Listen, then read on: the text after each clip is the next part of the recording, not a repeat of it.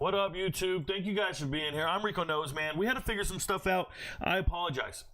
Full disclosure, I already made this video and I recorded it individually without going live, and I posted it on YouTube, posted it on Patreon, on Twitter, and then it got back to me that the audio was all distorted and we couldn't do anything with it. You guys couldn't hear what I was saying, and I was talking about every running back room in the Big 12. And I went in depth, and I'm going to try to have the same energy. Because when things go wrong, you just dust off and try again, man. I could get upset and just be like, yo, bump that. I'm not going to do it again.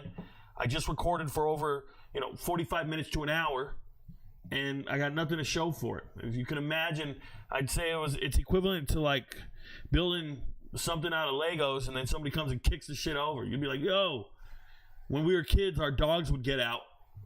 We had dogs in the backyard, and we had our trash cans in the backyard, and our dogs were ill-behaved. They would knock over the trash cans all the time, digging through the trash, trying to get extra food and everything.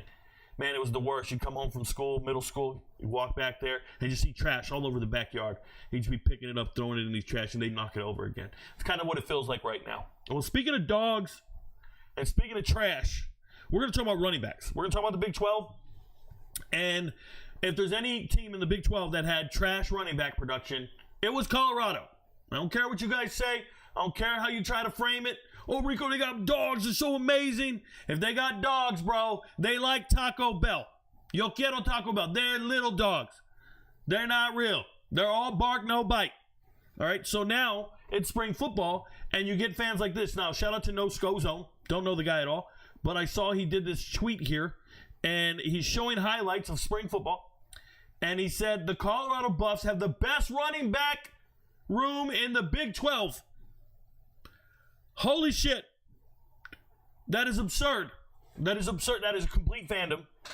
There's no way to justify that frame of mind and that mindset. You can say there's some good players here. We have a ton of potential. We'll eventually get there. But this is a running back room that had no 400-yard rusher. When the barometer is 1,000 yards rushing, barometer, the standard, when the bar is 1,000, you have no business talking about your running backs. You're saying they're going to do things they've never done. They're about to project production they've never had. It's absurd. It's appalling. And it's actually offensive to the other running backs who are actually really good. That's number one. So when you read the rest of this, and he says the top running backs in 2024. Top running backs in 2024 in the Big 12 were Cam Scadaboo, Ollie Gordon, Devin Neal, Tajay Brooks, RJ Harvey, and DJ Giddens. All off to the NFL. With renewed focus. Because Colorado's the only team with renewed focus. There's no other team out there that's going to have renewed focus. Only Colorado running backs. They're the only ones that practice and lifting. You watch Twitter. You watch well-off media. That's all you're ever going to get. They're the only team lifting and working out. It's fucking insane. Then he says, with renewed focus on running the ball and a Hall of Fame running back, Marshall Faulk, in charge. Yikes. You know how many teams have great running back coaches? Former stud running backs? Former all-time great running backs? They're everywhere, man. They're everywhere. But you got a Hall of Famer. I love Marshall Faulk. I love everything about him. I'll never forget 1992, or was it 91? Somewhere around there. Pacific, shout out to them. This was not in the original video. Here I'm just talking to you guys. By the way, if you have a comment, question, we're going to do it in real time today. You guys can just put it on the chat. It'll show up on the screen here, and I'll read it as I'm going. If you're watching on TikTok, move over to YouTube, and I got you. But this mindset that Colorado has the best running back room in America is absurd. I will not let it slide. And I think instead of arguing with you in the DMs and arguing back and forth with Colorado fans, it's hard to argue with people who don't want to learn. You know, if you're having a debate with somebody, the first person to learn something, you lost the debate. Like if we're going back and forth on something, and then I give you a fun fact, or I give you a fact that you've never heard, and you learned something in that moment, you lost the debate. Because you showed up ill-prepared. And in this particular regard, you guys are clueless. First and foremost, returning production is paramount, but it's not the only factor. There are coaching changes in the Big 12. Shout out to Rich Rodriguez. There are coaching changes in the Big 12. There are new coaches coming in. There are new running backs coaches. There are transfers that show up. It doesn't matter if all the best running backs left. There are new running backs in the conference that were 1,000-yard rushers in other conferences. All Americans in other conferences. It's insane. This premise is we're in a vacuum and we're the only team working out. We're doing this. We got a renewed focus. Well, I want you to learn about the other running back rooms. Because if you learned about the other running back rooms, you'd be a lot more understanding of why your team isn't as good as you think they are. You'd be a lot more understanding of where you fall in the pecking order of productivity and talent. And it's not comparable. It's embarrassing. Okay? So how do I want to approach this, though? Do I want to just go willy-nilly all across the board? I don't want to do that. So look, if you're watching this video, I'm going to go alphabetical by team based upon their location, their city. And I'm going alphabetical, but I need you guys to understand that it won't be in rank order. I'll talk about the rank at the end. It doesn't really matter. I'll try to reference it as I go. Now, like I said, I already recorded this entire video, but now I'm going live so you guys can interact, talk, comment, chat, all that stuff. But in reality, I really don't care how you feel about it. I'm hoping I loaded up the right chat. Yeah, there we go. Give me a second here. Oh, yeah, it's the chat bar for this show. I did it a little differently because I put it on the page. Shout out to the people watching, but let's talk about it. All right? Thank you guys for being here, by the way. TikTokers, move over to YouTube. Drop in a comment or a question.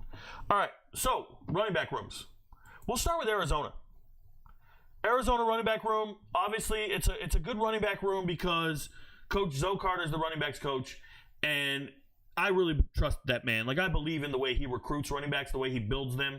You've watched him at San Jose State, and he just has a track record of identifying talented players and making the most of them. Now, I've been on record for saying I'm not a huge fan of Arizona's entire coaching staff.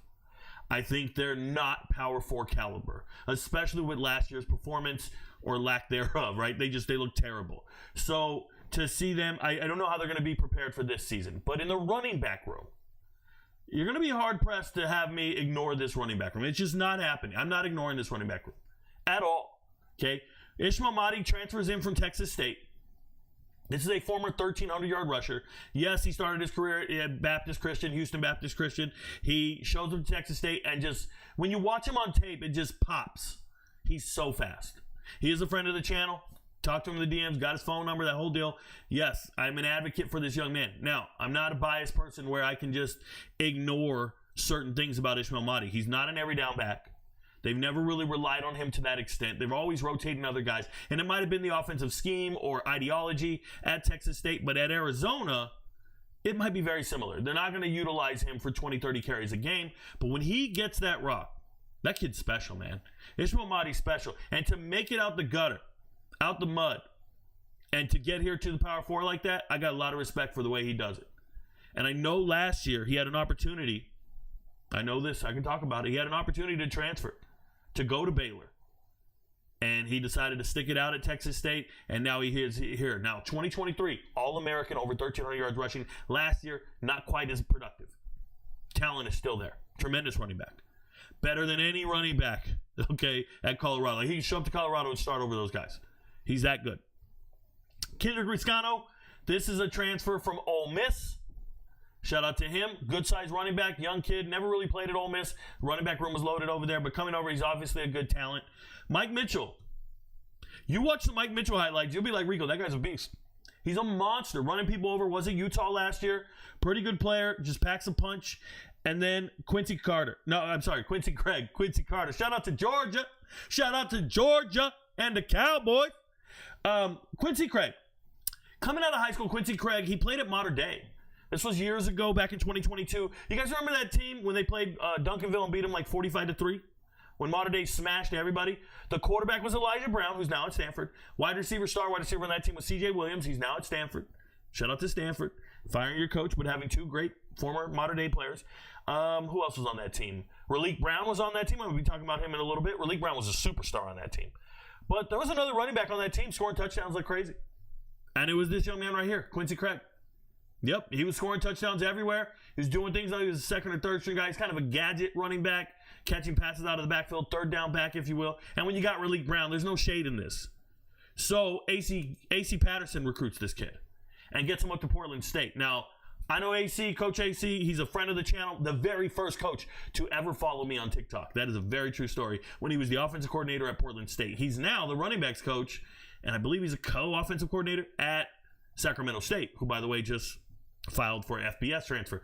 We've known about that for a long time. But yeah, AC Patterson, great young coach, used to play football, had some injuries, had to get some surgeries out of UTEP.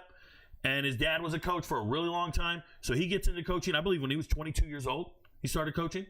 And he's been one of these guys on the rise. And he just keeps climbing and keeps climbing. Great recruiter, friend of the channel. I talk to him in the DMs occasionally on Twitter. I'll pass him a player name. But a couple years ago, I went and studied their running back room because they had Mallory, Joby Mallory, the kid who ended up at JMU. I did a film review on him, high school film review, but he was in the transfer portal. And talked about him, and he was just a big beast of a man. That's a great running back. Stud. It's just been tough trying to find a landing spot and where to go. So you have, when I went and looked at the running back room, though, I was trying to find a landing spot for a young man. His name was Carter Vargas. Carter Vargas now at UC Davis. Carter Vargas, stud, 3-star running back. But I went to go look at the running back room at Portland State, and I said, yo, I can't have Carter Vargas go there. No, this kid's too good. Quincy Craig can play some football. So I think it's pretty exciting stuff to see him over here going to Arizona. I hope they utilize him well. I could see him being utilized. Although these are three really big names, he can play with these guys. They got a quality running back room. This is very good depth here. Very good team. I have one comment here. Ezekiel. Shout out to Ezekiel Wynn. He's a former high school star. I thought he was a good high school quarterback. Went over to UCF and started getting on the coaching staff there. He says, I'm excited to hear what you have to say about the UCF running back. No, you're not. No, you're not, buddy. No, you're not. He wants to hear what I have to say about Central Florida. Look, hey, you want to see part of the tweet? We're going to talk about him. But you want to see this tweet? My response to this tweet was ranking all the running back rooms in the Big 12. And there's UCF at 16, bro. There's UCF at 16. We'll talk about it. I appreciate you for being here tonight. Thank you so much for being here, Mr. Wynn. Shout out to you, man. I still think he could play ball. I think he could have walked on at an FCS school for sure. And got an opportunity. So Arizona's running back room is great. I think there's a lot of depth there. I'm familiar with the players, and I just hope they're utilizing them well. It's going to be tough. I'm not even going to get into the assessment of teams. Obviously, I do that for the MVPs and the futures videos and things like that, but it is what it is. Honestly, what I've seen at practice, I like what I've seen. There you go. You're always going to like what you see at practice, and that's because you don't see other teams at practice. Every team loves what they got on their roster. There's nobody sitting around going, man, I don't like what I see at practice. It's just not happening. Teams will not say discouraging things. And I learned this when you evaluate the transfer portal. Remember I used to evaluate the transfer portal and I would rank, if you don't remember this, original members of the channel, I would rank all 132 teams, 134 teams, 33 teams. I ranked them all. And there was, if you don't know, I know how many FBS teams there are. It just changes every year. So the 2 years ago, there was 132 teams. I ranked them all. And then you had people pissed off that I had Ohio State at 90. How dare you say that? And I'm like, well, other teams have improved more from the transfer portal. Well, we're going to win the Big Ten. And I'm like, yeah, they're an amazing fucking team. That doesn't mean they got a great transfer portal class. And it's just one of those things, okay? It's hard to explain to people what I'm doing here. We've got 16 Power 4 teams. The running back rooms are loaded. They're very good running back rooms. And nobody in here is not talented. Now, among the 16, I got to put them in order. I'm going to put them in a way that I respect them and evaluate them. Not everybody's going to agree. And if you don't agree, make a channel, start talking, see if anybody listens, man. Just start talking. That's all I ever did. Just start talking and see if you get any traction. That's all I'm saying. Shout out to Retro KG. I appreciate you with the super chat. I'll take it, bruh. He says, Kanye Udoh is a monster. ASU got a good one. Well, we're on Arizona State now. Shout out to Arizona State. This is probably my favorite running back room in the conference. But my favorite doesn't mean you're the best ranked or anything of that nature. It just means I like you. Why do I like the Arizona State running back room? Well, it starts with Kanye Udoh. Obviously, last year before the season started, I made a video on YouTube and TikTok, obviously. I made a video on YouTube, and I talked about Kanye Udoh, and I said this is the hidden gem at Army. I know he hasn't done much, but he's in the starting lineup. He looks like he's too good of a running back at Army. I don't think they get players like this at Army, and I mean it. They're a very senior-laden team. They wait for juniors and seniors to be in the starting lineup. Usually you go to prep school, and then you come back, and you're ready to go, but you're not quite there. This man has been there the whole time, and Army's offense is a triple option, and you play fullback. So it's hard to tell how Kanye Udoh is going to, I guess, adapt to a conventional offense. But I do want to remind everybody what Arizona State showed us last year. What Arizona State showed us last year was a different caliber of team. They weren't flashy. They weren't trying to blow past you and do all this. No, they were gritty. They were mean. And it's all Cameron Skattebo, right? Cameron Skattebo is out there just running people over. No one wanted to tackle Cam Skattebo. And 3 years ago, 2022, I made a video talking about Cam Skattebo. Before anyone else, I made a video and said, hey guys, I watched film on this kid from high school. Shout out to Northern California, Pittsburgh. I'm like, yo, there's a kid out there. Nobody gave him an offer, and he looks fucking amazing. He broke like 30 tackles on one play. Rico, there's only 11 players on defense. Yeah, he broke 3 tackles from each player on the defense. They would miss the tackle, get back up, and then try to go tackle him again, and he would break the tackle again and again and again. And it looked like a movie. It was like the Max Preps play of the year. Cam Skattebo's high school run. Go look for it, man. Cam Skattebo's high school run, he breaks 40 tackles in a play. It was 30 just 10 seconds ago. He broke 50 tackles on a play. But I remember making that video telling you guys I believe in Cam Skattebo and Arizona State. This was many, many years ago. And obviously, you saw the results. Cam Skattebo, to me, one of the top 2 or 3 running backs last year. Now, they go and get Kanye Udoh, who I really believe in. Big fan of the channel. I know he follows me on TikTok, Twitter. He's written me before. I appreciate the young man. He's awesome. It's going to be tough to duplicate the same production. But I'm pulling for him. Trust me, I'm pulling for him. I'm going to be watching closely and seeing what they do. They have a tough team. They're talented, and they look like they outmuscle people. Now, Kyson Brown. Kyson Brown is the yin to the yang. He's a little different from Kanye Udoh. Kanye Udoh is not fast. Kanye Udoh does not have breakaway speed. He will be run down by every defensive back. He's not running away from anybody. He's just not. Brown? Kyson Brown? Yeah, he can go. Sub 11 second 100 meters. He ran a 10.9 in high school, and he's over 200 pounds. 6 foot, 200 pounds or so. He's a bigger running back that can fly, man. He's a good kid. That kid can fly. He's really talented. So I like to see him there. And then there's Raleek Brown. And if you've never seen Raleek Brown play, it's because you probably live a normal life. You don't do shit I do. You don't watch all the tape on everybody. You don't watch Friday night Mater Dei versus St. John Bosco games. You don't watch Mater Dei playing everybody in the Trinity League in the southern section of California. This is what the hell I do with my Fridays.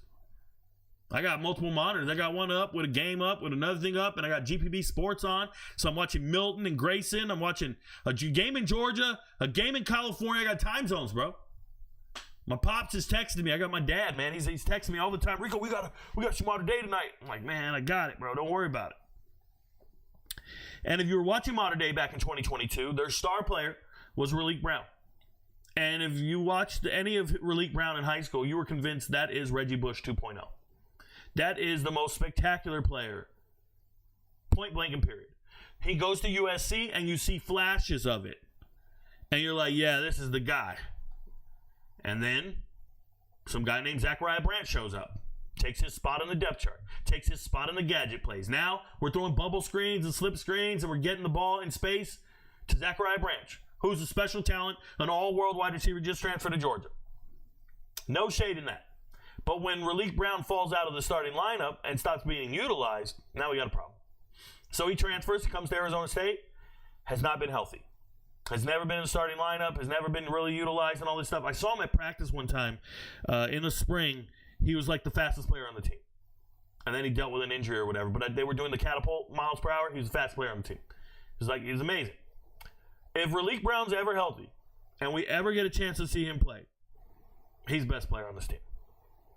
But Those are ifs. And if my aunt had 2 testicles, she'd be my uncle, right? A bunch of things are out there. But this running back room is very talented, and it's easy to cheer for this team. This is a team you can really cheer for. You like the blue-collar Sam Levitt type of approach to football. You like what Kenny Dillingham's doing with this team, just reinventing the culture of it. And it's a damn shame, bro. It's a shame about Raleek Brown. I like this running back room a lot. It's cool.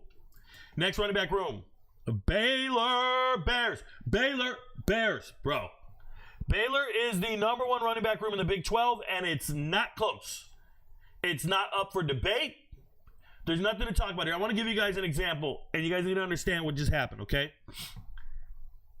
2022, this running back room had a running back, true freshman, and his name was Richard Reese.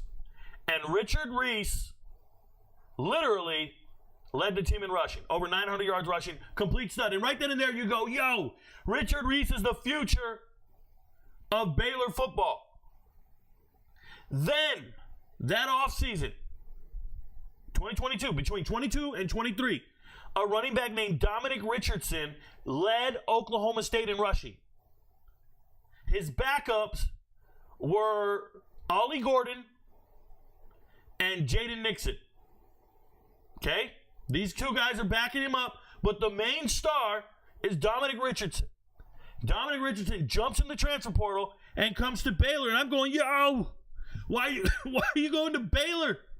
They got a 900-yard rushing freshman. So I'm like, yo, that team's loaded. That shit's crazy. And then the 2023 football season happens. And what do you know? Mr. 900-yard rushing Richard Reese is no longer leading the team in rushing. It's Dominic Richardson. And oh, by the way, there's this big-ass, yoked-out white boy named Dawson Pendergrass. Local kid from Texas. But yoked out, bruh. Mike Allstott. And I'm going, what the shit? What is going on, bro? This means the 3rd-string running back at Baylor can rush for 900 yards in the FBS. Don't tell me how good your running back room is. Don't. This team has guys that are rushing for 900 yards and they're 3rd string. So then last year happens. So here's the craziest thing, right? We go to the offseason last year. And I'm like, yo, you got Richard Reese, Pendergrass, and you have Dominic Richardson. You have the best running back room in all of the Big 12. Nobody transfers out. Everybody stays. And that's cool and everything. And then this fucking freshman shows up. Bryson Washington, he had been there before. He's a redshirt freshman, but he's a freshman. Bryson Washington takes over this running back room last year, rushes for over 1,000 yards, I think 12 touchdowns. And it's this thing where it's like, okay, this is the future of Baylor football. And I keep saying this over and over. This guy's the future. No, this guy's the future. So now, Dominic Richardson hits the portal. He leaves. He's like, hey, the freshman got 1,000 yards rushing. I got the fuck out of here. He's now going to be the starting running back at New Mexico State. Shout out to the Aggies. And Richard Reese recently jumped in the portal. So he's leaving. That's a good player. Hey, Richard Reese in the transfer portal. I'm Rico. I'm Division I. I'm FBS. If he's in the transfer portal, you're not FBS. He's FBS. 900-yard rushing as a freshman. Can't even start on this team because you have a monster at running back. Best running back in the Big 12. Right there. Pretty much. And Dawson Pendergrass is no joke. And the craziest thing is, why did Richard Reese get up and leave number 1? I'm tired of being 3rd string.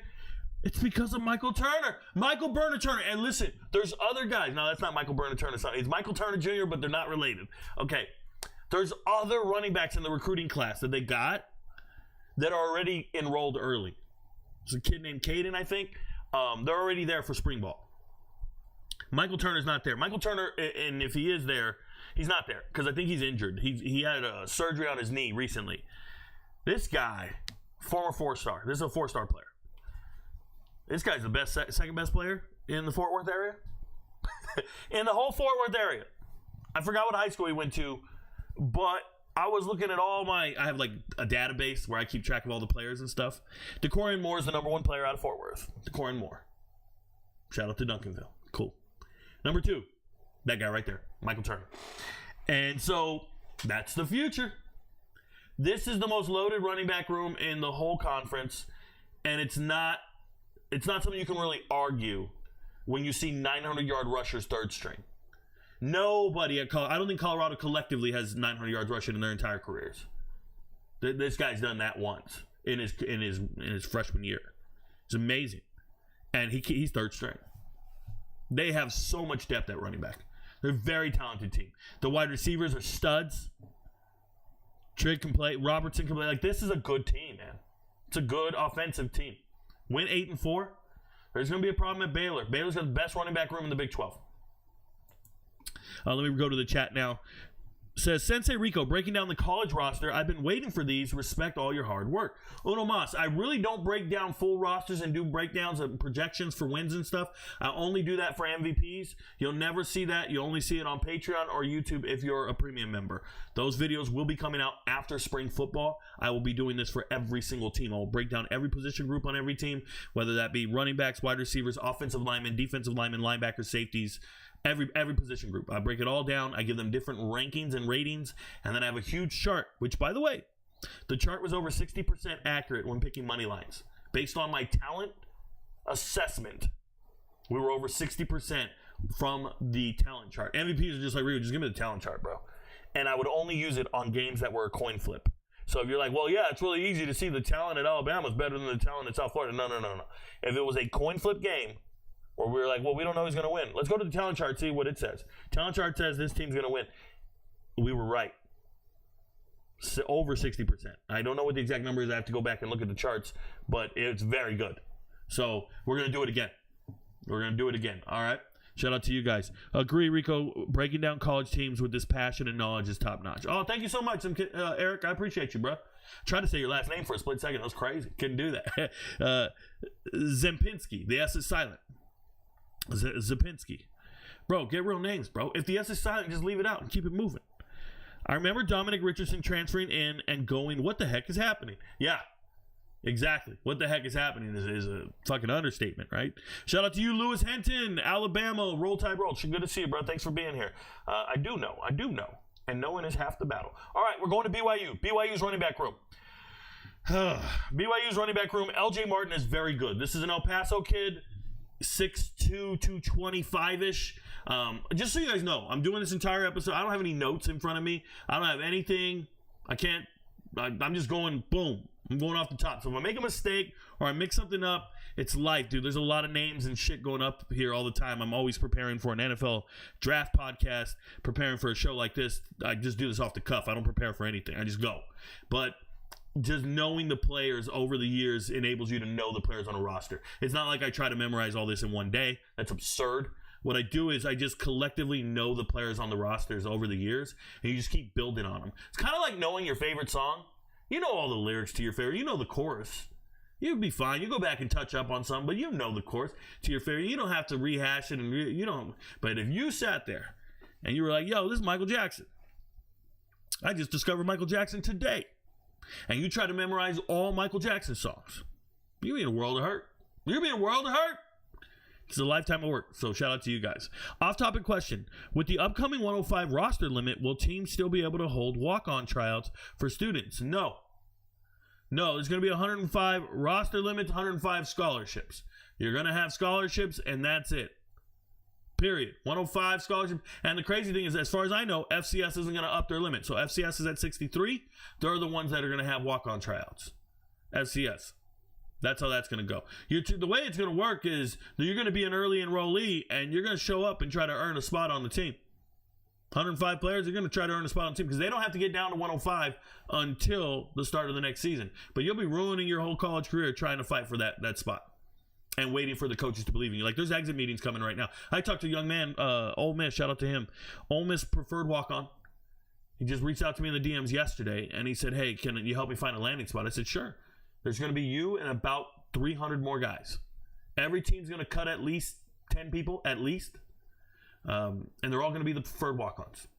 Preferred walk-on is code for we don't want you. That's what preferred walk-on means. Preferred walk-on means you can come here, but we're not going to give you a scholarship. We give scholarships to the guys we want. We don't want you. Now, what coach says to you in the DMs, what he says to you to get you to go there, that's his job. He's got to get as many people as possible. I want you to think about a dude who's dating a lot of women. I want you to think about a player. Player. Yo, RicoKnows? Rico knows this part of life. I remember I had this girl. True story. I started dating this girl. I was married at the time. I was getting a divorce. I was dating this girl, and I was dating another girl, and another girl, and another girl. And one of the girls was pressing me and saying, yo, when you get single, when you get divorced, would you like to marry me?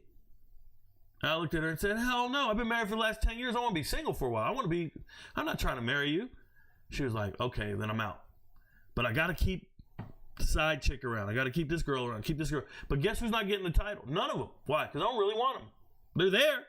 It's nice to have them all. It's really cool. Anytime you're lonely, anytime you got to figure out some shit, you'd be like, yo, I'm going to call this one up. I'm going to text it. Hey, what you doing? What you doing? What you doing? What you doing? Yeah, the best phrase the kids came up with. WID. They send that shit all day long. They ain't the first ones to do it. We just spelled it all the way out. What you doing? WID. You still up? This ain't a new generational thing. You guys didn't invent this shit. We've been doing this.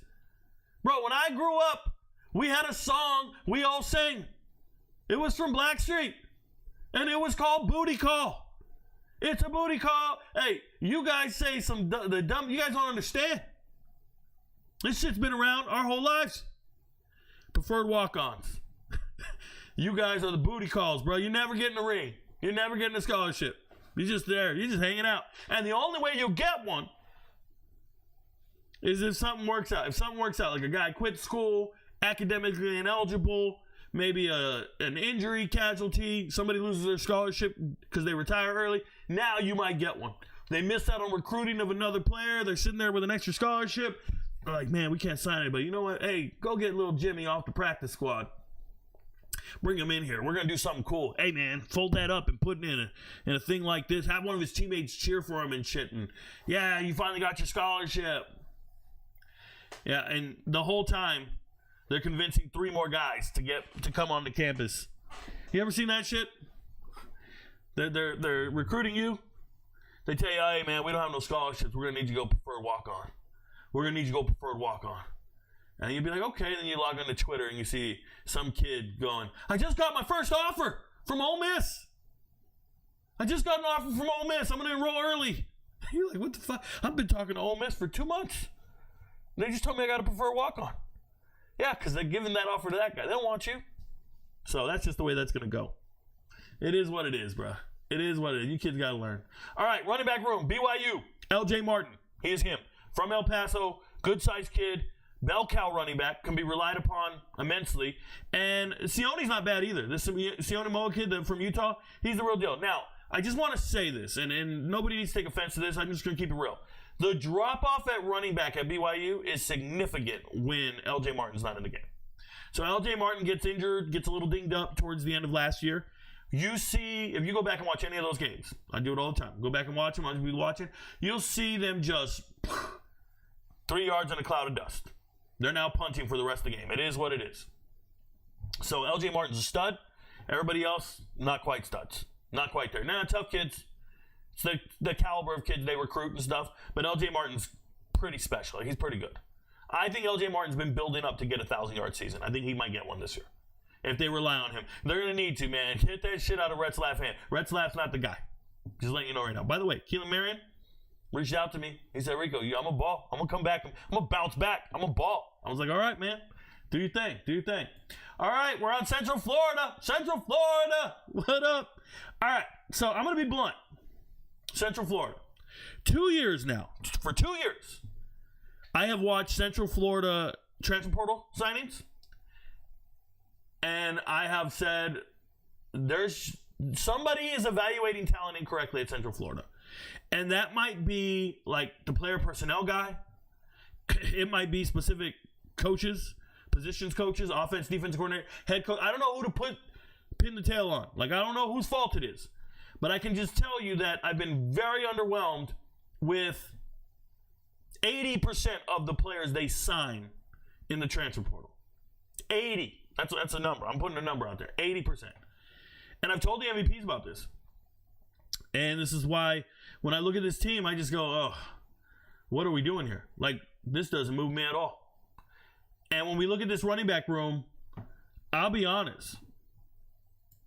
First guy I'm going to talk about is Jaden Nixon. If you don't remember Jaden Nixon at Oklahoma State, he went there because it was an alma mater thing. His parents met there, went there, whatever it was. And he's the son of track star. He's a track star. Jaden Nixon can run. He's fast. He's a little guy who can really run. He's fast. But he's not a natural running back. There's no forward. He doesn't run behind his pads. He doesn't get you 3 yards when you need it. There's nothing reliable about Jaden Nixon. And it's so evident that when I reviewed tape on Jaden Nixon, I believe somebody asked me, if you go look up, if you go to TikTok and you watch the homepage and you go to the top, there's a bunch of playlists at the top of my homepage. And one of the playlists is Hidden Gems. Or maybe next up. I think it's Hidden Gems. And they asked me, Rico, what do you think of Jaden Nixon? And I said, well, I went back to watch tape on him. And while I was watching tape, I saw another running back of the same class. And that other running back, he's not the starter right now. But I think he's the next superstar running back at Oklahoma State. His name's Ollie Gordon. I think he's going to be a starter one day, and he's going to be a lot better than Jaden Nixon. And at the time, he and Jaden Nixon were fighting for playing time behind Dominic Richardson. I predicted Ollie Gordon was going to be great before that. And then Ollie Gordon comes out and runs out of his mind, right? One of the nation's leading rushers. But Jaden Nixon just didn't look great to me on tape. And then he transferred to Western Michigan last year. Do you know what running backs do in the MAC? They dominate the MAC. You can't play in the Power 4. Don't worry, just transfer to the MAC. You will dominate the whole damn place. Ask Penny at Toledo. Ask Rashad Amos at Miami of Ohio. Ask Saban Gora at Ohio. You can run for 1,000 yards in the MAC, and you won't even be a starting running back when you leave the MAC. Now, Jaden Nixon, being a former Big 12 guy, going up to Western Michigan, and he had a bunch of plays, long plays, he's gone. So it made his yards per carry look amazing. But I would talk to MVPs, and I'll be like, guys, he's getting 9 carries a game for a reason. This is not a good running back. And it's so much so that once Buckley gets healthy and they start relying on him, Jalen Buckley's a better running back than this guy. Buckley's going to be better. And all of a sudden, towards the end of the season, who do they rely on more? Jalen Buckley, not Jaden Nixon. So Jaden Nixon jumps in the transfer portal. I know it's fool's gold. I know he's not a good player. I know he's not a guy that should be starting running back in the Power 4. Who signs him? UCF. Absolute fucking mind-numbing to me that they signed this guy. But I should know. If I ever see a player in the portal that's not that good to me in my evaluation, you know who signs him? Arkansas and UCF. If I evaluate a player that's not that good, and I tell you guys, I don't like him, I don't think he's that good, weeks later, Arkansas or UCF will sign him. It's been happening for like 2 or 3 years now. These are terrible coaching staffs. These are terrible staffs. And I'm not talking about coaching like in the game. I'm not talking about game time decisions. I'm talking about, look, man, how many hours are there in a season? How many hours are there of game time? I think I did this the other day, and there are 15 tops, 15 hours. If you play 15 games, you have 15 hours of game time in an entire season. Now, how many hours do you spend at practice, lifting weights, watching film, doing homework, working out? How many hours do you spend in preparation for those 15 hours? 8 hours a day? 40 hours a week? 2,000 hours? So we got 15 hours of game time production versus the 2,000 hours of preparation. Which one do you think is more important? And I bring that up because a coach is responsible for creating the framework for those 2,000 hours. He creates the calendar. How are we prepping for this? What are we practicing? What are we doing? How are we reallocating our resources? And when you're a first-time coach, it's your biggest hurdle. You don't understand. Well, what's the gray spaces on the calendar? What do we utilize to recruiting? What do we utilize to preparation, to scouting, to analysis, watching film, academics, recovery, nutrition? How do we address all these things? And over time, coaches get better at it when they have more cycles in it and better stuff. So when I see a coaching staff who just doesn't evaluate talent correctly, I say, oh, they fail at this part. They fail at this very specific thing. That's how I feel. And it'll be a detriment to you in those 15 hours on the field. Shout out to Win. Win says, off topic, opinion of Day Farmer. I don't know what that means. Oh, is that a person? Day Farmer? I don't know who Day Farmer is. Also, I feel like film reviews have gotten worse because people can pay for them now compared to when you used to watch guys because you liked them. Haha, touche.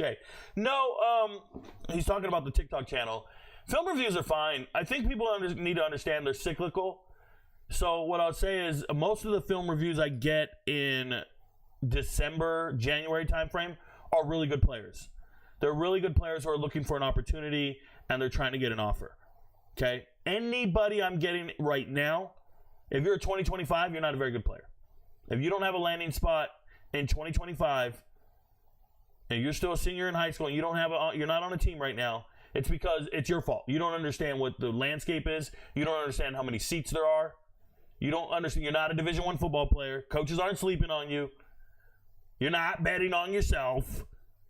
All that dumb shit is why you're not going to be where you think you're supposed to be. That's the reality of the situation. That's exactly what happens. I've learned this. If I see a 2025 kid and his tape's nice, I'll do the film review and then I'll go talk to him on Twitter and be like, all right, what coach do you want me to talk to? He's like, I only want to go FBS. I'm only going D1. I was like, okay, well, you're a dumbass.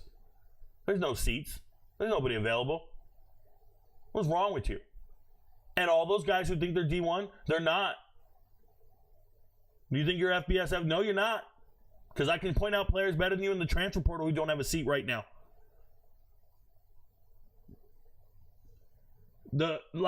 I just showed this running back. This running back was annoying the shit out of me. He's writing me every day telling me he's a good running back. He's the best running back. He's the best running back. He's the best running back. I said, bro, there's Kai Thomas, bro. Kai Thomas just signed with Washburn. Kai Thomas is a former 4-star running back. Rushed for 3,000 yards his senior year in high school. Was the Gatorade Player of the Year in Kansas. Went to Minnesota. Transferred to Kansas. Transferred to Kent State. Was the leading rusher on an FBS team. Last year, FBS team. He's the leading rusher. He just transferred to Division II. You guys don't understand the landscape. You don't understand how many seats there are. You keep talking about it like it's going to magically happen. Oh, I'm getting an offer in April. No, you're fucking not.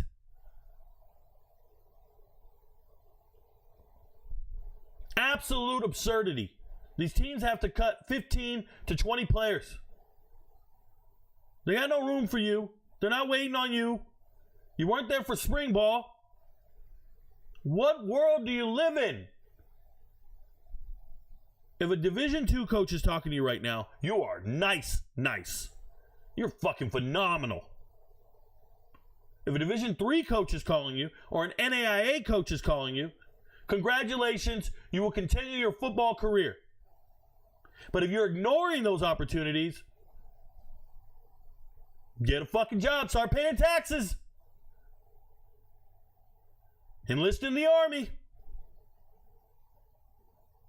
Makes me sick.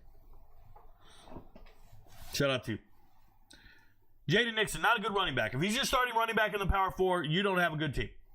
That's just the reality of the situation. Okay? Myles Montgomery, transfer from Cincinnati. When he's not injured, he's a grown man. He can play some football. Second leading rusher on this team. I think Myles Montgomery can play, man. I like him.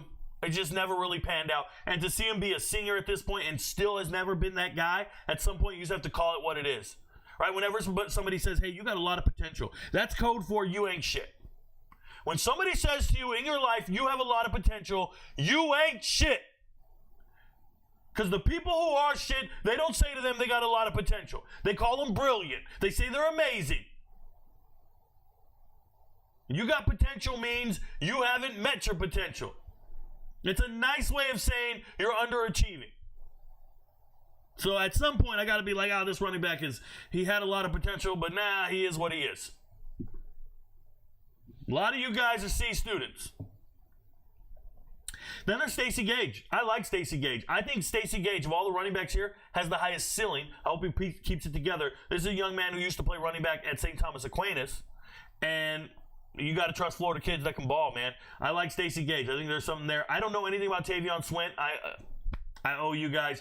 Incoming freshmen are hard for me to jump on until they're in the too deep, just because of how many teams I cover and what I do. If I was a fan page for UCF and going in depth, then I would just stay on it like this. But for me, when I watch it, I feel like Stacy Gage is legit. And I think he's got a higher ceiling if we put it together. I don't know anything about Swint. And Myles Montgomery, just kind of been a guy, but not the go-to guy. And I do not think Jaden Nixon should be a starting running back in the Power 4. And if he's your starting running back, you're evaluating talent really wrong. That screams 2-7 in conference. This is how you get 2-7 in conference. Evaluating talent incorrectly. Ask Xavier Townsend why he's so excited after transferring. Yeah. Because he should have been on the damn field. Cincinnati running backs. Tawee Walker, Evan Pryor, Manny Covey, Chance Williams. There's one more guy. Victor's his name, the transfer from Merrimack. I actually like him. He's not utilized all that much. But there's Victor. These are young kids down here. Chance Williams and Manny Covey, they haven't played much. Evan Pryor, Ohio State transfer. You get an Ohio State transfer. He's not bad. Second leading rusher last year. Obviously, you're backing up a 1,000-yard rusher in Corey Kiner. And then you have Tawee Walker. Tawee Walker, transfer. Okay, so Tawee Walker's at Oklahoma. And Oklahoma, I think it was Sawchuk was the starting running back at this time. It's 2023. Sawchuk's team's leading rusher. Tawee Walker's second leading rusher. You need to know how good that running back room was at Oklahoma, because they had a kid transfer up to Minnesota, take over the whole room. They had a kid transfer to Wisconsin, Tawee Walker, take over the whole room. So running backs can just show up. If you're from Oklahoma, is it DeMarco Murray, the running backs coach over there? Somebody's recruiting the hell out of these running backs. And they're doing really well when they leave. So now you have Tawee Walker being one of the star running backs at Wisconsin last year. Now he shows up here, and he's going to lead Cincinnati. Now, Cincinnati's going to have a good offense. This guy, Sorsby, is the bee's knees. Sorsby's the real deal. So if they don't achieve the expectation, if they don't win games, I blame Scott Satterfield wholeheartedly. The offensive line was very senior Latin last year. I believed in them completely, and they still didn't put it together. Receiving room is big. Caleb Goody's big. Cyrus Allen coming over from La Tech, maybe? Think so? I think he was going to go to A&M, and then he ended up over here. It's like, this is a little more realistic for me. Colorado, you guys already know this running back room. Everybody knows this running back room. Last year, when I talked about him, Isaiah Gustev, leaving Arkansas, I like him. I watched tape. I like the way he plays. Then I watched him play for Colorado. I still think he's a good player. It's just, this is the least productive running back room in America. They don't run the ball well. None of these running backs have stepped up and carried the team on their back. You have Shedeur Sanders with 100 carries. Nobody else had 100 carries. Your quarterback was leading you in carries. Like it's crazy. Yes, the offensive identity was to throw the ball. Are you going to run it more? I don't know. If your identity is to throw the ball, that's fine. Then I can't sit here and tell you your running back room's elite. But on film, Micah Welch has a rare combination of size and speed that you don't see among running backs that size. Dallan Hayden is a good running back coming over from Ohio State. Somebody you should be excited about having. All three of these young men are talented. Are they in contention to be the best running back room in the Big 12? Not a chance in hell. You can't do that. Like, if you predict that one of these guys is going to be a 1,000-yard rusher, you're Nostradamus. They might collectively not get 1,000 yards rushing. I hope they do, but if they do, it would be the first time it ever happened, because they don't have that in their life. Like, it's just not happening like that. So, Caden Salter might help. He's a good running quarterback. If he's going to be your starting running back, you're there. Your receivers might leave the box light, because you got to respect Miller on the outside. You got to respect some of these talented guys. But And I said Miller's two of them, but you know what I'm saying. It's a good team. It's a good team. It's good talent, but I don't necessarily know how productive this running back room will be. The players are fine. I think it's scheme and commitment to it all. Talk about a loaded running back room. Here's one. Shout out to Houston. Willie Fritz needs to figure it out, get in the win column. But this is a team last year, when they were running the ball, their running backs never scored touchdowns. Like, the team's leading rusher is Rashawn Sanford from last year. And there's a whole long story behind all this. I think Jenkins hit the portal. But you have Stacy Sneed sticking around, Burnett. So these are good running backs. It's not hard to find good running backs in Houston, bro. It's just not. They're great players. You know how great Houston is? Who are the two receivers? Matthew Golden and...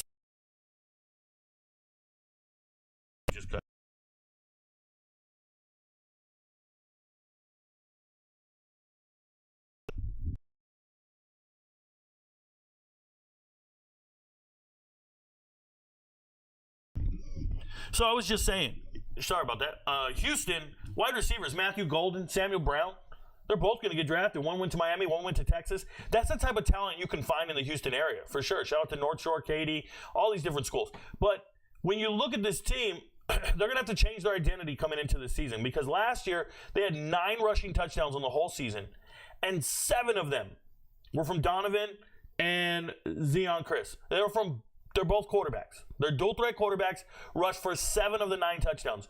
They never use their running backs in the red zone, ever.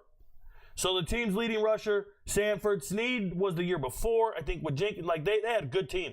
They had good running backs. For the last 2 years, they've had pretty decent running backs. And then you go get Dean Connors. Dean Connors is a white guy, transferring in from Rice. And I'll just say that Dean Connors can do it all. He catches a lot of passes. At least that's what he was asked to do out there at Rice. But Dean Connors, it continues this thing where they bring in certain transfers of a certain caliber. They're trying to shift the culture at this team. High academic institution over at Tulane. Remember, Willie Fritz was running that show there. And I think he's trying to get a different type of player. And it ain't the young thug type. That's just being real. It ain't that stuff. It ain't my fault, right? Did I do that? It ain't my fault. Did I do that? All right, we're on Iowa State. Iowa State running backs. My God. You've never seen a more boring group of running backs in Iowa State. They're hard to watch, bro. Blue collar, I know, blue collar. If you like that kind of thing. So 2 years ago, Abu Sama, the backup running back right now, Abu Sama rushed for 300 yards in the snow. I believe it was against K-State.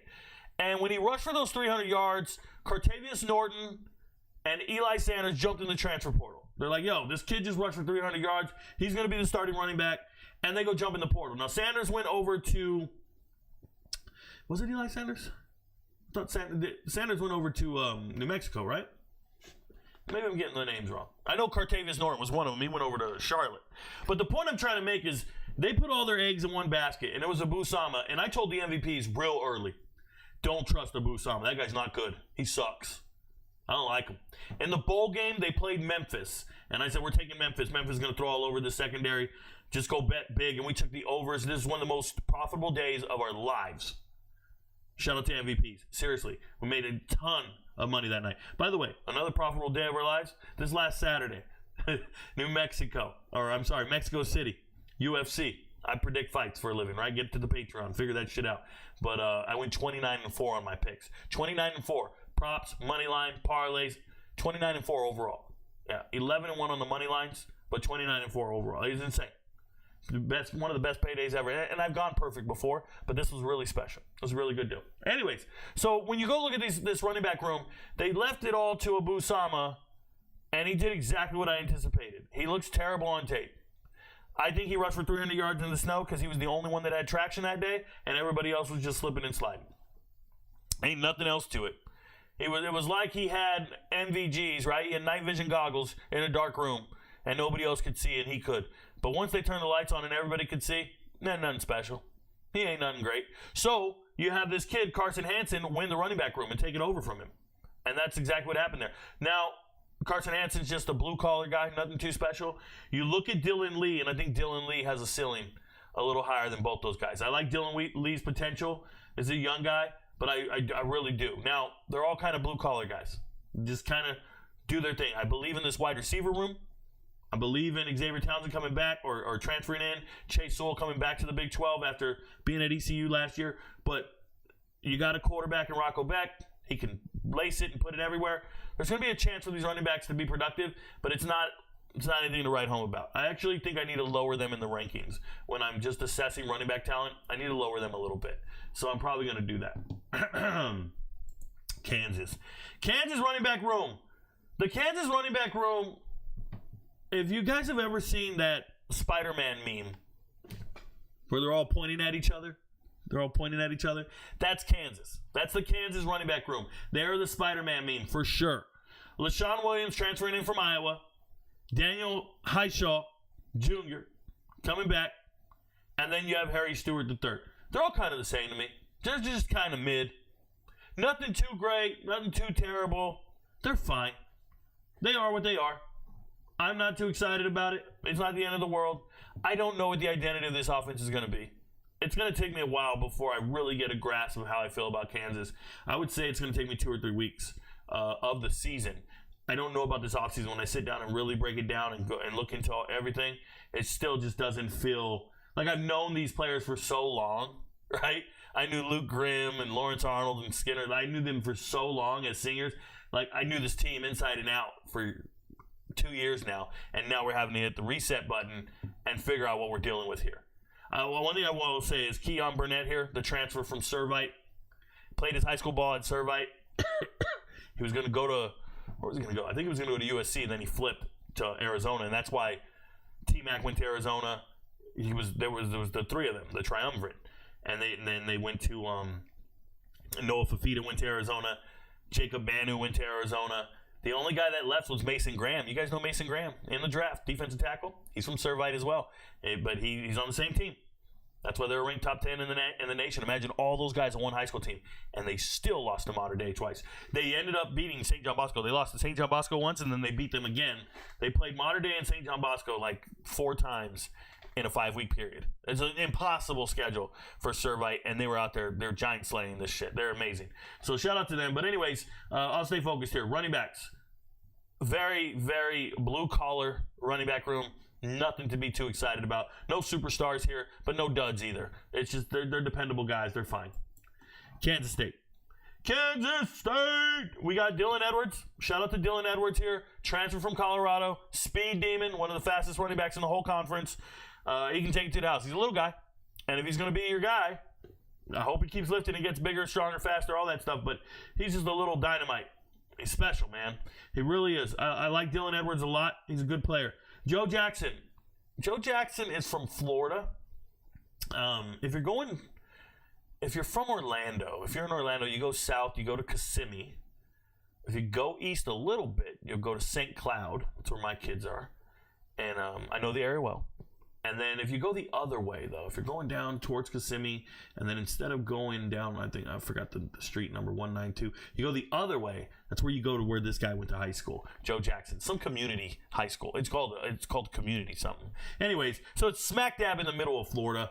Joe Jackson, I don't know how he got to K-State. I don't know, but they did a good job in evaluating the talent. I want to say it's like they got a guy that would have ended up at North Dakota State or something like that. Kind of blue-collar-ish type dude. And that's kind of what K-State does. They find these guys who are willing to work hard and earn their keep, and Joe Jackson, one of those dudes. He can actually catch passes. He's kind of multi-talented. He's not bad at all. And then they got Gabe Ervin Jr. I've been watching Gabe Ervin Jr. for 6 years. Shout out to Gabe Ervin Jr. He was in a loaded running back room at Buford here in Georgia. Used to watch him play in high school. We used to go to the games. Shout out to my dad. We started watching Gabe Ervin early, and we were like, oh yeah, that's good player. So when he went to Nebraska, I thought, I hope it works out for him. And it never really did.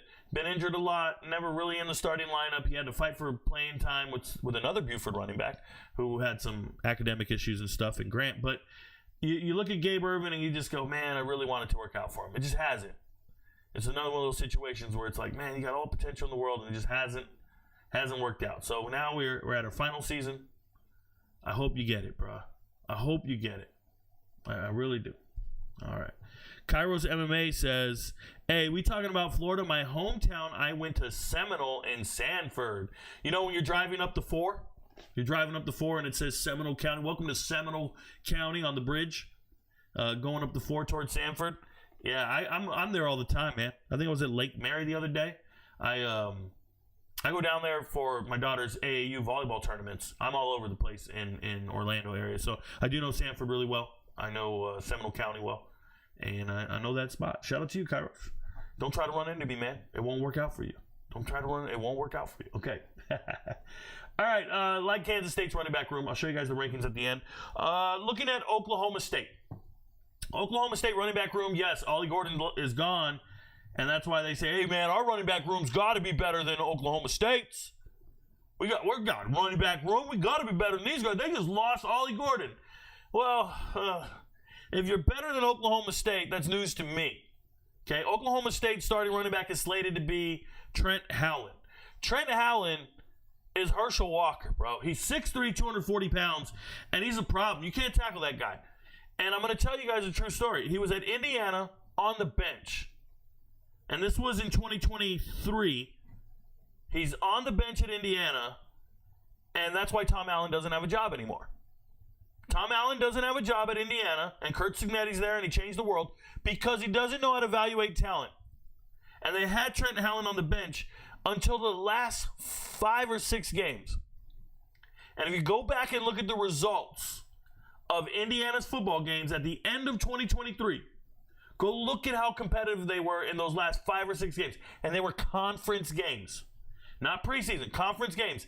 How competitive were they? And it's because Trent Howland finally got to be the starting running back. They took a guy off the bench and said, all right, we'll let you start now. We're all going to get fired anyways. You get to play. And he balled out of control. And he kept it competitive. He kept getting first downs that lead to touchdowns. He's a good player, man. So he jumps in the portal last year. He's going to go up to Minnesota. But then he finds out, man, Minnesota's got Say Bangora coming in. Marcus Majors coming in. They got a tremendous running back in Darius Taylor. So what am I doing up here? It didn't work out, so he doesn't transfer to Minnesota. He goes back to Indiana, plays spring ball at Indiana. By this point, Curt Cignetti's brought all his people in. I'm like, okay. Curt Cignetti brought everybody in. Brought in Ellison, running back from Wake Forest. Brought in Black and one more kid, 3 more running backs from JMU. They said, bump that. We're just going to get rid of everybody. That's okay. He brought his Louis luggage. He got rid of everybody. Even if you can play, we're getting rid of you. Coach Prime did the same thing at Colorado. Got rid of Sewell, who can actually play. Got rid of Jordan Tyson, who's at Arizona State right now, leading the world in receiving. These guys can play. They don't care. We're getting rid of everybody. Got rid of Brendan Lewis, who was starting quarterback at Nevada last year and could run everywhere. So some coaches just say, you got to go. And Trent Howland eventually had to go, so he jumps in the portal and he goes to Oklahoma State. You're going to be the backup to Ollie Gordon. But you're very similar to Ollie Gordon. You're a bruising running back, a big brute of a man, and you do it. Now, he didn't get to play much last year. I think he's a stud. I think he's a true. And I hope it works out for him. Hope he's healthy and he gets to play. Sesi, I'm not a huge fan of him. I think he's got a low ceiling. He's just a quality guy. We've seen him play enough for the last years. He even got to play as a freshman. It just doesn't move me like that. Rodney Fields, sneaky good. I think Rodney Fields, he's a local kid, stayed in state. His father was a huge Oklahoma State fan. Unfortunately, his father passed away. So out of homage to his father and all that, he said, hey, I'm going to go to Oklahoma State and show out. I think Rodney Fields, he looks a little more physically developed than most people his age. So I hope he keeps continuing to get bigger, stronger, and faster. But he might have peaked. Might have peaked in high school like some of you guys in the chat. It's just part of life. But then I hope he gets a chance. But he looks like a bruising running back. He does. And then you have Kalib Hicks. Kalib Hicks transferring in from Oklahoma. I like him. Transfer from Oklahoma. I already told you about that Oklahoma running back room. If Oklahoma State had gotten Kalib Hicks out of high school, they would have been ecstatic. Now they're getting him a couple years later after lifting weights at Oklahoma. It's not bad. Not bad yet. Decent running back room. I really like Trent Howland. I do. I hope it works out for him. Shout out to him. TCU running back room. Oh, boy. TCU running back room. I saw how quick you draw that gun. I'm good on running into you. No, you're good, Kairos. You're good, bro. It's right here at all times. Maybe you saw me on a live stream. I hear a noise at the house. I'm paranoid, bro. I always have I have some weapons of my choice within arm's reach at all times. If you're gonna get through, We're going to figure it out together, bro. I've been doing this for a long time. Obviously, I'm retired first sergeant in the United States Army, spent 21 years in the world's strongest army. I go through my life a little different from other people, but it is what it is. I wish you no harm, bro. I believe in you. You make my life possible. I love every MVP in this world. Shout out to Kairos. He's the truth. Thank you for being here, brother. TCU running back room. Shout out to Jimmy Smith, running backs coach. He just left Arkansas. Now he's at TCU. And he's a former head coach at Cedar Grove here in Georgia. So there was a pipeline of Georgia running backs like DeBinion and stuff going to Arkansas because of Jimmy Smith. Now Jimmy Smith's over here at TCU. Maybe he gets that pipeline going again. Maybe. If they can keep their jobs a little longer and keep it growing. Now, this running back room, it was trash. The running back room was trash last year. It's just the reality of the situation. And if you want to know how trash it was, you go check some box scores if you don't believe me. Savion Williams, the star wide receiver over here, who I love, one of my top receivers in the draft. Savion Williams was playing running back for this team. At the end of the season, they just said, oh, we're not going to use any of these other guys. We're not going to use Payne. We're not going to use Battle. We're going to use Savion Williams. Yeah, he started playing running back for the team. That's crazy. That tells you how bad the running back room is. Now, I want to give a special shout out to Kevorian Barnes. 2 years ago, I told you Kevorian Barnes was one of the best running backs in the group of 5. I believe it was 2 years ago. He was an 800-yard rusher, plus 800 yards. He was over 800 yards rushing at UTSA. And since then, UTSA got a running back named Henry, Robert, and they got some other guys, and they hit the JUCO ranks pretty hard and all this stuff, and they found some studs. And Kevorian Barnes kind of fell out of favor with the coaching staff and out of the rotation. So his career is kind of on the rocks. He hasn't played in a little while. But this is an 800-yard rusher. This is a good player. I like Kevorian Barnes a lot. So I made a video about him on TikTok. I think nothing of it, man. I just make videos and just talk and just put them. And the coolest thing happened to me, I'd say a couple weeks ago. A couple weeks ago on Twitter, Kevorian Barnes wrote me a DM. And he said, Mr. Rico, I just wanted to reach out and tell you, man, you don't realize it, but sometimes you provide just that support and motivation that we need when we start doubting ourselves. And he's not the first player to say this to me. CJ Williams said it to me, the wide receiver who transferred from Wisconsin, from USC to Wisconsin, from Wisconsin to Stanford. Some of these guys reach out to me in the DMs. They just go, man, when you talk about us, you just remind us who we are. You just remind us what we're capable of. And if you see the talent on the tape, somebody else has to see it too, right? So, in my assessment, Kevorian Barnes is a very good running back. I hope he has a career resurgence for TCU. I hope he finds his way into the 2 deep. I hope he's having a tremendous spring. And I hope everybody's healthy. But whatever it takes, I hope that man gets his opportunities because it meant a lot for him to write me. Remember, I talk to players every day. And all you guys are here, but it's a little different when you make a video about a guy and his mom, his dad, or that individual write you directly and just be like, hey, thank you. Because you don't realize you're impacting them that much. You're just talking. You're just putting out rankings. You're just talking. You might motivate them. I saw one kid, I don't know his fucking name. I don't even remember his name. They call him the Missile. He was a San Diego State transfer. He got injured, had to go JUCO. He's a bounce back. They showed me his highlight tape, and his highlight tape, the intro is me talking. The intro is me going, I don't know why they call him the Missile. It looks like he lost a step. If he don't get recovered from that injury, he'll never be the Missile again. And then he shows you a bunch of highlights of him killing it. It's a really cool video, but it's definitely me saying these things. The kids listen, man. These young men, they listen when you speak. They know who you are. And you got to speak candidly, but carefully. I think I'm authentic when I tell you guys how I feel about certain players. I'll tell you guys this. Kevorian Barnes is a good running back. I believe in him. I hope the best for him. This is the second worst running back room in the Big 12. They're just in shambles, bro. If a wide receiver can start over all you dudes, you ain't shit. Now, Kevorian Barnes wasn't there last year, but they just ain't shit. Shout out to TCU. I hope they figure it out. But this running back room ain't it. Yes, they got a decent wide receiver room. Not decent. One of the very best wide receiver rooms in the conference. They really do. And I'll go over all that for an MVP video. Josh Hoover is going to be lacing it. Jordan Dwyer coming in from Idaho. Joseph Manjack, former USC Houston wide receiver, white dude, kills it. Eric McAllister, former Boise State, 6'6", mismatch nightmare on the outside. They got a real wide receiver core. But my God, did that running back room suck. They're terrible. I'm just letting you know. All right, next running back room. Texas Tech. Texas Tech has obviously hit the portal. They've been winning. They've been spending a ton of money. Right? I will is the famous quote. I will buy everything we need to be great. Shout out to them, man. They really put it together. And I'm going to give myself a shout out. You know, I'm a little humble. Here's the humble juice. I'm a little humble. I evaluate talent really well. And I don't know if you MVPs remember this. Look up Texas Tech on the Patreon channel. Go to Patreon. Go to YouTube. Look up Texas Tech if you're a member. If you're an MVP. And go to the Texas Tech Futures video. And I was evaluating Texas Tech and telling you guys how many games they're going to win. And when I got to the running backs, I said, hey, they got a bell cow running back. They got this guy. He's going to get 300 carries a game. All this stuff. I said, and I know the backup running back is Cameron Valdez. He's the second leading rusher in 2023. So I know Cameron Valdez is coming back. Those two guys should be a 1-2 punch. Taj Brooks, Cameron Valdez. I said, but guys, listen to me. There's a 4-star running back, Cameron Dickey here. And everybody's going to talk about him like he's the gem of this class, the recruiting class. I didn't know the recruiting class. I just was making the video. And when I make the video, I decided, man, I got some time. Let me watch all these guys' huddle tapes.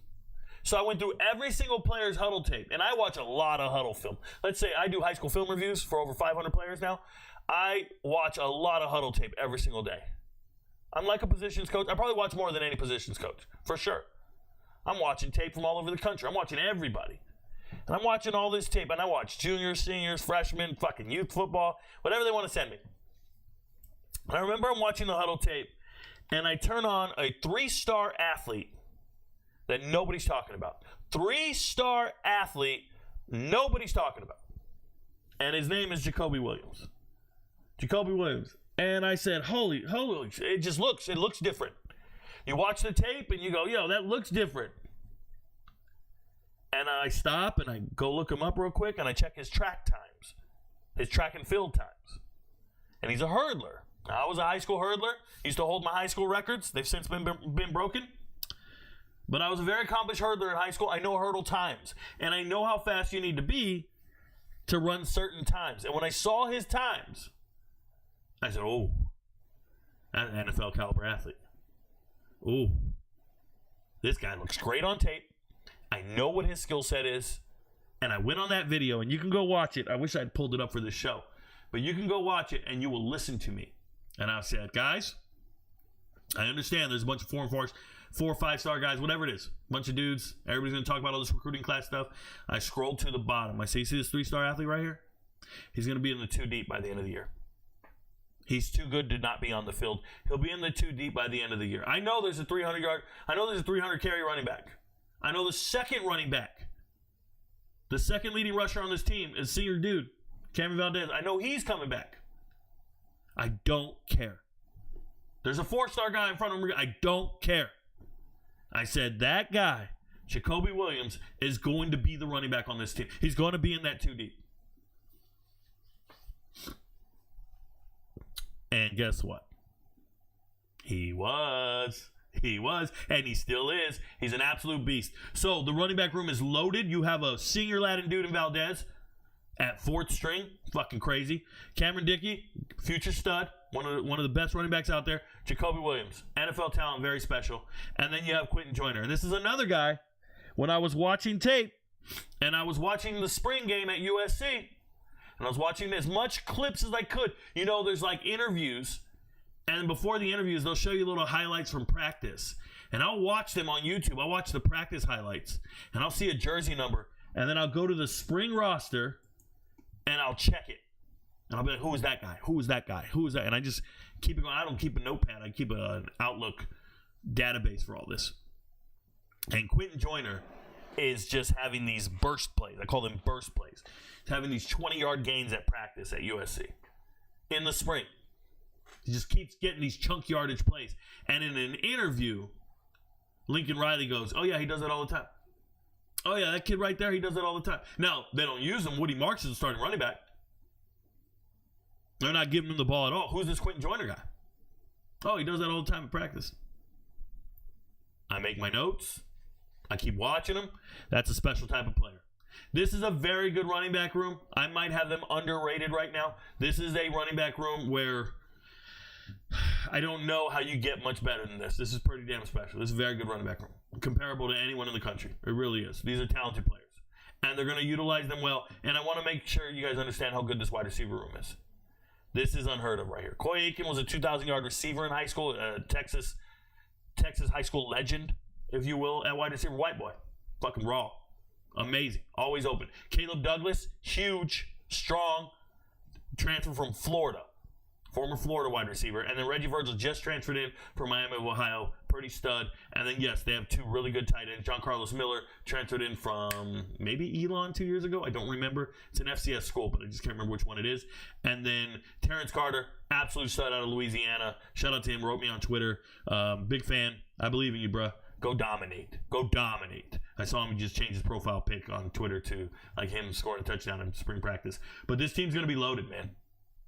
They've really built well. And hey, going 8-4 last year, I don't know how anybody's going to beat these guys. Like I'm going to double check everything, but that looks like a really good running back room. All right, I'm going to jump to the chat real quick, and I'll go, and then we'll hit Utah. Cairo says, I'm ashamed, but you're right. Them running backs were the reason Hoover was forced to throw for 400 yards a game. Oh, man. You don't want to watch that. You don't want to watch that. It's bad. I just got to keep it real. You shouldn't be ashamed.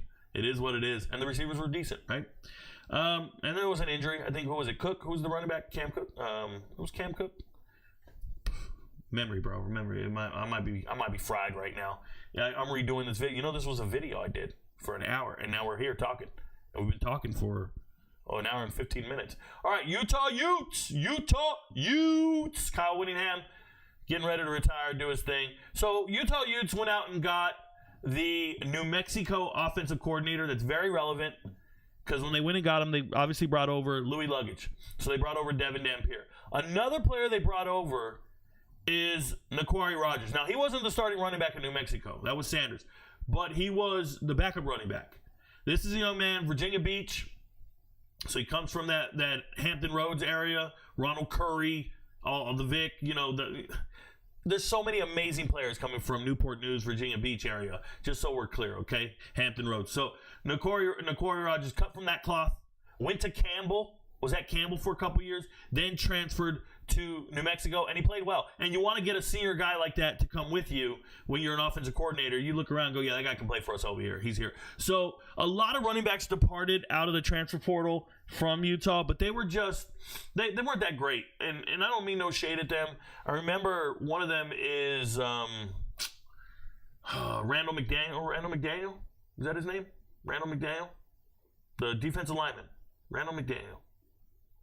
I hope I'm getting it right. He's a running back, but he's at a JUCO now.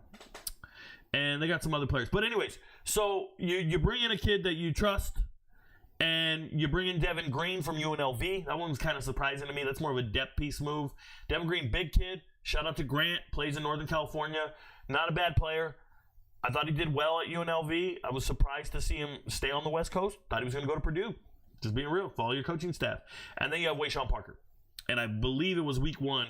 I watched Washington State, right? So I watch tape on every single team during the season. If you're not aware, if you're new to the show, you don't know who I am. When football season's going on, I watch every single FBS game. We record them. We have them recorded on a hard drive. We have them sorted by conference. And then on a particular day, so like it's Monday I will watch all ACC games. I'll watch them all. Really easy to watch these games, bro. You're skipping commercials. You're going at like 1.5 speed, playback speed. You're skipping timeouts. You're skipping everything, halftime, all that stuff. You can finish a game in about 48 minutes. I do 2 of them at a time. I'm watching the games. I'm watching for things like star players I don't know. I'm watching for things just going wrong and different. And it's difficult early on in the season. It gets a lot easier when we get into conference play because they're all playing each other. Early on, you might get a team playing an FCS team. That makes me have to watch an extra game, right? It's not hard, though. It's never more than 70 games in a week. And it's very possible, it's very easy when you have 2 monitors, when you watch as many games as you can on Saturday. We watch 4 at a time, maybe sometimes 5. And because you got 4 on the TV, you can cut it up with YouTube TV. And then we have 1 or 2 on the monitor while I'm live streaming. I live stream all day like this during football season. And shout out to the MVPs. And what I wanted to get across is I'm watching all the games, but I watch all the games on Friday, and Friday is the Big 12. I'm sorry, the Pac-12 and the Mountain West. I watch all those games. I do 2 conferences a day. So one Power 5 conference and then one Group of 5 conference. Boom, boom, boom. Independents go on Friday as well. That's Notre Dame, Army, UMass, UConn, whatever. So anyways, it's a Friday. I'm watching Washington State. First week. John Mateer and this kid, Wayshawn Parker. And I go, oh shit, we got one. They had this hidden gem of a player on the team in Wayshawn Parker, and he's amazing. And I didn't know anything about him in the preseason. I didn't know anything about him from spring ball. I just didn't see it coming. And I immediately went into the MVPs. I think I did a podcast. I did a live stream like this on YouTube. And I remember just saying, guys, that kid's special. He got real speed. He's a problem. He got real speed. So to see Wayshawn Parker at Utah with Devin Dampier keeping the edges honest, right? This is going to be a lot of option running here. Edges are going to be, it's going to be a nightmare for the edges of these defense. And I'm talking about defensive ends who have responsibility to force a pitch, keep their outside shoulder free, make the right choices to squeeze, and then get to the outside. You're just going to be in a world of hurt with these two. So I'm looking forward to seeing Wayshawn Parker, Devin Dampier dominate. Okay, dominate. It's going to be something else. Now, he can't throw that well. So you can load the box and try to figure it out, but that's a problem there. These are good players, and so is Landon King. Landon King's a good player too. I believe he transferred from Auburn. Let me double check that. Auburn. I'm a beast. Get at me, bro. Auburn. I just be saying shit, bro. I just be knowing. I just be out here. I just literally talk about every single running back in the conference. So obviously, you can't do what I do, bro. I'm just letting you guys know. When people try to quiz me and be like, Rico, can you name the starting this guy? I just look at you. I don't even bother anymore. I remember one time I did. We were on film. I was doing a live stream, and a guy came in and asked me to name 5 wide receivers at Auburn. And I named 5 transfer wide receivers at Auburn. I didn't even name 5. I named 5. And I think I did the same thing at Penn State. This was like 2 years ago. People used to come in these lives and try to test my gangster because they thought I was Googling everything. They thought I was sitting here Googling and I was reading screens in front of me and doing all this shit. And I'm just sitting there just talking to you guys. I used to take questions from the peanut gallery all day long. You can't fake this. This is this is hard work. And this is just knowing all the players and just putting in the effort to know them and care. And the assessment of talent is a different element altogether, but when you can sit there and retain it all is the hardest part, right? Supposedly. Regurgitating it and getting it right. Now, every now and then I make a mistake. But for the most part, we're there. All right, we might make a mistake right here. Let's see what's up. And we're on West Virginia. Last team in the Big 12. Obviously, Rich Rod is coming over to West Virginia from Jacksonville State. Now, I want to talk about this because West Virginia homers were writing me all on Twitter initially when he got hired. And they're like, Rico, are we going to land? And they just started naming players. These motherfuckers envisioned Carson Beck was going to transfer to West Virginia, right? They're naming every star player out there. I remember they were like, hey, Rico, who's that kid from Ohio State? He's transferring. I'm like, who are you talking about? The quarterback. I'm like, bro, ain't no quarterback. And you guy's name's Air? Shut up. Shut up. He's not going to your school.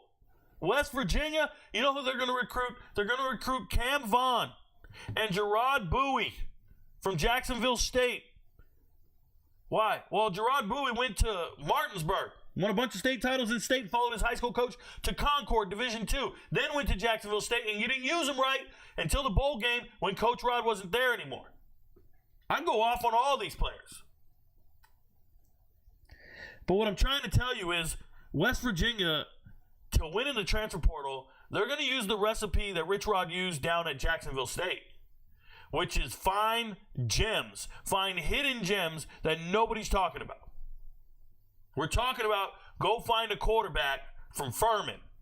Go find a running back from Division II Limestone. Shout out to Trey Stewart. Go find players that nobody knows about at a lower echelon, and they're going to leverage those relationships. You don't believe me? That's exactly what they're doing with LJ Turner here. Division II stud. Now, he got injured last year.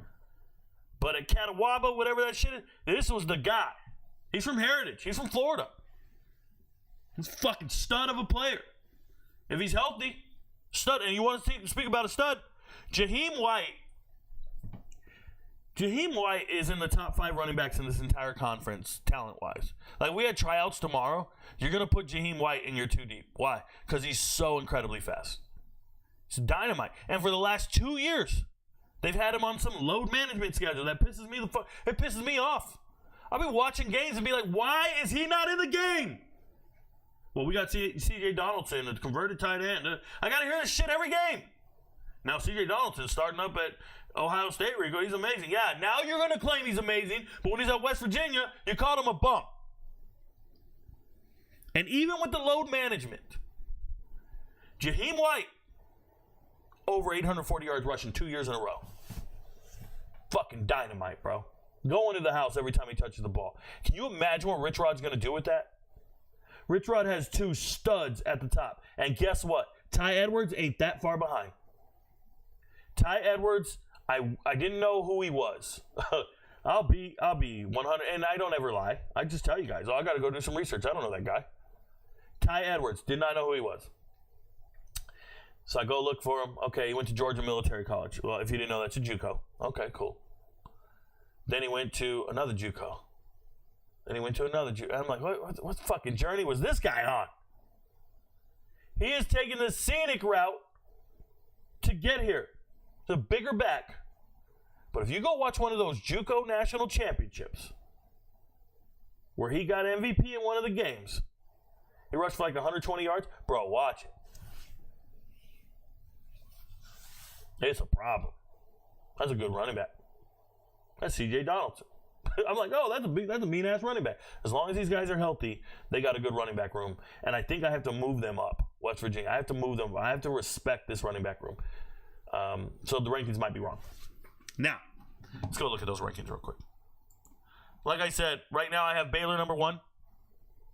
Yeah, West Virginia needs to move up. I don't like them at 7. I probably like them up here. Comparable. I'm going to move Arizona down, Texas Tech 2, West Virginia 3. Yeah, something like that. So I got Baylor 1, Arizona 2, Texas Tech 3, Cincy 4, Utah 5, Kansas State 6, West Virginia 7, BYU 8, Colorado 9, Oklahoma State 10, Arizona State 11, and I think they should move up as long as Raleek Brown's healthy. And we'll see how effective Kanye Udoh is. Move him up. Kansas, boring as hell. Iowa State, boring as hell. Houston, I need to respect them and move them up. I like Houston's running back room. I do. Shout out to them at 14. 15, TCU, and dead last, UCF. It is what it is. Somebody's got to be last, and you can be mad about it. It is what it is. Let's see what everybody in here mad about something, bro. Everybody in here mad about something. I don't even know. I don't deal with this shit. I get too many of these. Who's this? Christopher, thank you. Quarterback at Stony Brook. Shout out to Christopher. Arena. These people are mad about something. Recruit Georgia. Thank you. I'm sorry.